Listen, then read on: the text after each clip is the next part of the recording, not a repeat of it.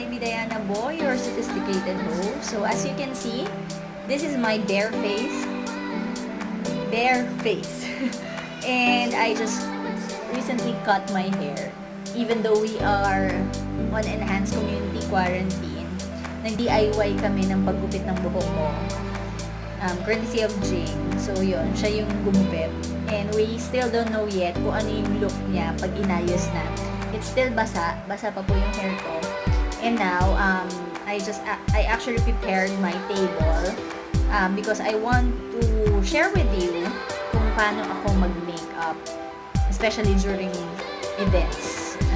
Minsan nagpapa-makeup ako, but sometimes I do my makeup ako lang sa sarili ko. So ngayon, I decided to record a video in order for you guys, or in order for me to share with you guys yung kung paano ko ginagawa yung makeup ko. And by the way, wala akong formal schooling on makeup, but I have attended mga seminars on how to do personal makeup lang. Meron din pala bridal makeup, but it's just a one-day seminar. So, hindi po ganun kagaya ng mga professional makeup artist na talagang nag-aral. Ako po ay widow lang dito sa craft na ito, dahil alam niyo naman si Mrs. Bo, or your sophisticated host, is more focused on doing events and not really doing makeup. So, I salute yung mga makeup artist friends ko for being so patient.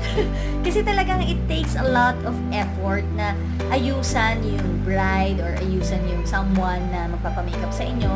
It takes a lot of effort in doing that. So, ito ngayon, I'll be doing my personal makeup, how I want to look sa mga event ko, especially yung when I host different kinds of events, like most especially mga weddings. Ayan, sariling sikap lang yung ginagawa kong makeup doon. But pag mga pageants, yung mga big events, I ask my makeup artist friends to do the makeup for me. So ngayon, sariling sikap muna po. Ako ang new makeup sa sarili ko. So I hope you will at least learn from me kahit pa paano.